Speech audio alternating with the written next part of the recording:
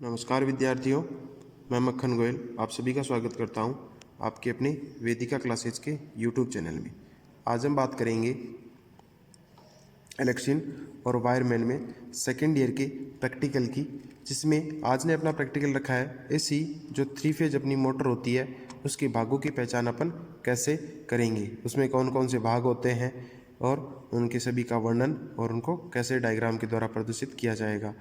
तो सबसे पहले अपना जो एग्ज़ाम के अंदर अगर ऐसा प्रैक्टिकल आता है तो अपनी जो वर्कशीट बनानी होगी वो कैसे होगी, तो आपको देखिए इस तरीके से एक रफ पेज दिया जाएगा एकदम वाइट, उस पर आपको इस तरीके से सबसे पहले अपना उद्देश्य यानी 3 फेज प्रत्यावर्ती मोटर के भागों की पहचान, फिर अपन 2 नंबर पॉइंट रहेगा आवश्यक सामग्री, जिसमें अपन देखेंगे ये सबसे पहले अपन को एक 3 फेज मोटर चाहिए, फिर अपना एक प्लायर, फिर स्क्रू ड्राइवर, स्पिनर सेट और हैमर, और जो भी मोटर को अलग अलग भागों को खोलने के लिए जो अपन को आवश्यक सामग्री ले उनके नाम लिख देंगे। फिर जैसे आगे आपको जगह दिख रही है उसमें आपको उसका एक मोटर का डायग्राम बनाना होगा। फिर देखी जाए तो सुरक्षा सावधानियाँ, तो सुरक्षा सावधानियों में अपने तो ध्यान रखना है कि मोटर के प्रत्येक भाग को सावधानीपूर्वक खोलेंगे, फिर मोटर के सभी भागों को एक सारणी में नोट करेंगे, यानी जो जो अपने भाग उनको खोल अलग किया है मोटर से उनकी एक लिस्ट बना लेंगे। फिर अपने देखिए सबसे बड़ी सावधानी यह है कि आप अपने अनुदेशक की दिशा निर्देशों की पालना करें। फिर अपना लास्ट पॉइंट रहता है परिणाम, तो परिणाम में आप लिख देंगे 3 फेज इंडक्शन मोटर के सभी भागों की पहचान सफलतापूर्वक की गई। ये तो हो गई अपनी वर्कशीट करने के बाद आपको एग्जामिनर के द्वारा मोटर दे दी जाएगी और पूछा जाएगा अब इस मोटर की इस भाग का क्या नाम है और इस भाग को क्या कहते हैं। इसी सब चीज़ों में मैं आपको ले चलता हूँ 3 फेज मोटर के ऊपर, और फिर अपन उसके अलग अलग भागों को एक डायग्राम के द्वारा पूरा उसका मोटर को खोलेंगे और उस डायग्राम के अंदर उस मोटर के सभी भागों का नाम के द्वारा उनका अध्ययन करेंगे। तो आइए अपन चलते हैं एक मोटर की तरफ, 3 फेज इंडक्शन मोटर।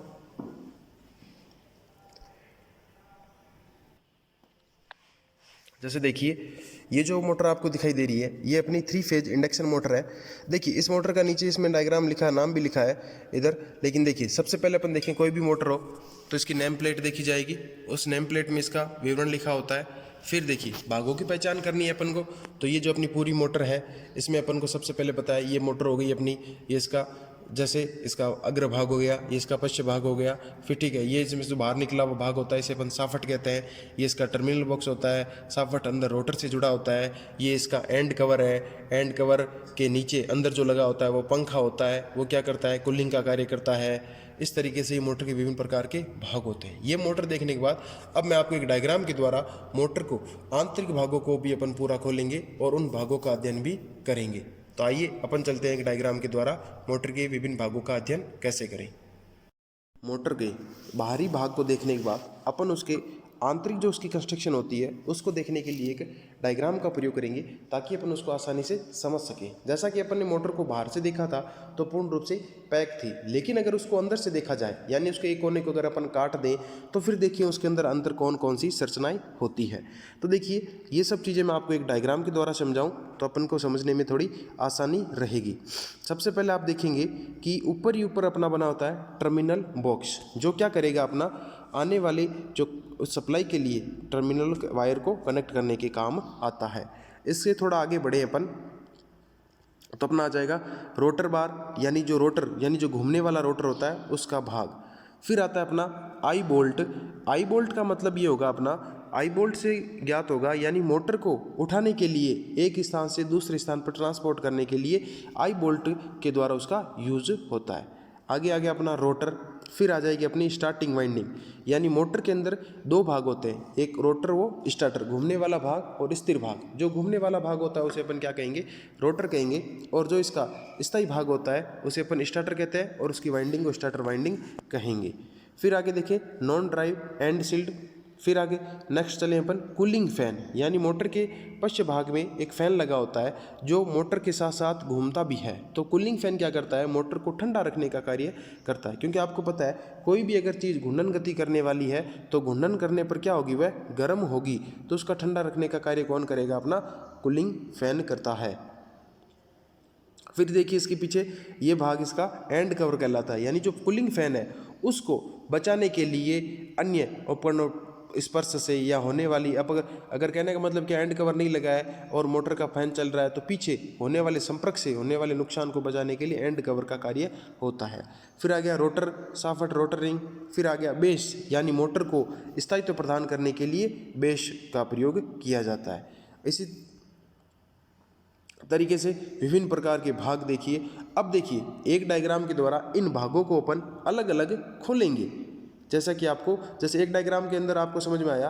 अब देखिए ये आ गया अपना एक नया डायग्राम, जिसमें अपन की जो मोटर बंद थी उसको अपन ने उसको पूरा अलग अलग भागों के अंदर खोल दिया है, यानी डिवाइड कर दिया है। तो देखिए इसमें आप देखना चाहें तो इसमें देखिएगा भी सबसे पहले स्टार्टिंग से बात की जाए तो देखिए ये इसका अग्रभाग आगे का कवर हो जाएगा।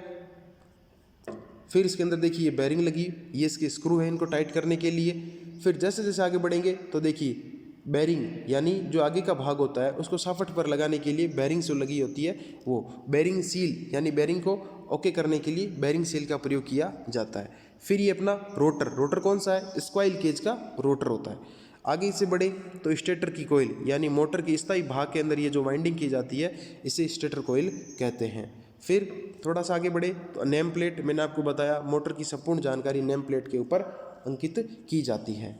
फिर देखें तो लिफ्ट आई, यानी जो अपना आई बोल्ट होता है वही इसके लिए लिफ्टिंग का कार्य करता है, यानी इसको एक स्थान से दूसरे स्थान पर ले जाने के लिए, रखने के लिए। आई बोल्ट से आगे चलें तो देखिए अपना एंड बेल, एंड बेल यानी जो एंड कवर होता है मोटर का, यानी स्टेटर को आगे और पीछे से दोनों तरफ से पैक करेगा। फेस कवर आगे का भाग कवर कर लेगा, एंड बेल यानी पीछे से इसको कवर कर लेगा। इसके बाद शाफ्ट पे लगा होता है अपना पंखा, और पंखे के ऊपर लगा होता है एंड कवर, यानी जिसे अपन फैंड कवर के नाम से भी जानते हैं। वायरिंग बॉक्स जिसे अपन टर्मिनल बॉक्स के नाम से जानते हैं। कास्ट आयरन फ्रेम, यानी जो स्टेटर की वाइंडिंग होती है उसको अपन ऐसे ही तो नहीं रख सकते, तो उस वाइंडिंग को रखने के लिए जो कास्ट आयरन का फ्रेम बना होता है ये इसकी बाहरी बॉडी या जिसे अपन योक भी कहते हैं। देखिए विद्यार्थियों, इस तरीके से एक जो अपनी 3 फेज मोटर होती है इंडक्शन मोटर, उसको विभिन्न प्रकार के अलग अलग भागों के अंदर बांटा जाता है। आप ध्यानपूर्वक देखें तो एक जो मोटर बंद थी उसको अपन ने अलग अलग भागों में इस डायग्राम के द्वारा अपन ने उसको समझने की कोशिश कर रहे हैं। ये था आज का अपना प्रैक्टिकल कि एक 3 फेज इंडक्शन मोटर के विभिन्न भागों की पहचान कैसे करें।